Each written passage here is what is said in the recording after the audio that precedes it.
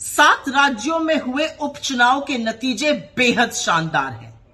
India गठबंधन 13 में से 10 सीटें जीता है, एक पर एक इंडिपेंडेंट की विजय हुई है। भारतीय जनता पार्टी वाले 13 सीट लड़े थे, 11 सीट पर हारे हैं, मात्र 2 जीते हैं। यह देश सिरे से बीजेपी को नकार रहा है।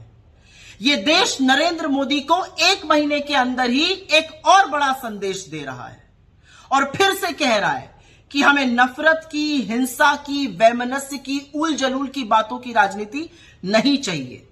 हमें अमन चाहिए, हमें शांति चाहिए, हमें चैन चाहिए, हमें मोहब्बत चाहिए, हमें प्रगति चाहिए। यह देश कह रहा है कि नीट पर चर्चा चाहिए। यह देश कह रहा है कि मणिपुर के घाव पर मरहम चाहिए। यह देश कह रहा है बेरोजगारी और महंगाई से निजात चाहिए। एक संदेश प्रभु ने भी दिया है। पहले अयोध्या हारी बीजेपी और अब बद्रीनाथ धाम हार गई। यही नहीं, बीजेपी अयोध्या, ये सब राम जी से संबंधित जगह हैं। अयोध्या, सीतापुर, बस्ती, प्रयागराज, चित्रकूट, कोप्पल, नासिक, रामटेक, रामेश्वरम सब हारते हुए अब बद्रीनाथ भी हार गई। उत्तराखंड में हम 2 सीट जीते, मंगलौर और बद्रीनाथ धाम की। कहने वाले बीजेपी के कह रहे हैं मंगलौर में मुस्लिम ज्यादा है, बद्रीनाथ में तो 98% हिंदू है। क्या कहिएगा, वहां क्यों हार गए? और मंगलौर में जो प्रशासन के साथ मिलकर गंद करी थी चुनाव के दौरान, जो रक्त रंजन किया था, जो मुस्लिम मतदाताओं को जबरन वोट ना देने दिया था, उसका परिणाम सामने है। बीजेपी सिरे से हार गई है।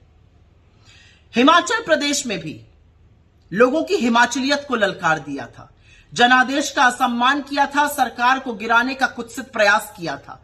जिन 3 सीटों पर निर्दलियों का इस्तीफा दिलाकर चुनाव कराया गया, उनमें से 2 कांग्रेस ने जीत ली।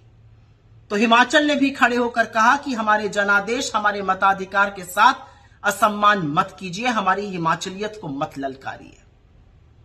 यह देश जाग चुका है। इस देश का हिंदू, इस देश का मुसलमान, इस देश के युवा, महिला, किसान, मजदूर सब जाग चुके हैं और वो एक स्वर में कह रहे हैं कि देश में राजनीति हमारे मुद्दों पर, हमारी चीजों पर होनी चाहिए। और वो एक स्वर में नरेंद्र मोदी की नापाक राजनीति को नकार रहे हैं।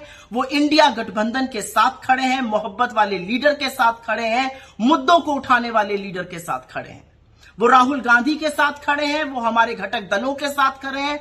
वो खड़े होकर निष्पक्ष तौर से ये कह रहे हैं कि ये देश मोहब्बत से, शांति से और न्याय से चलेगा, अन्यथा हम सबक जरूर सिखाएंगे।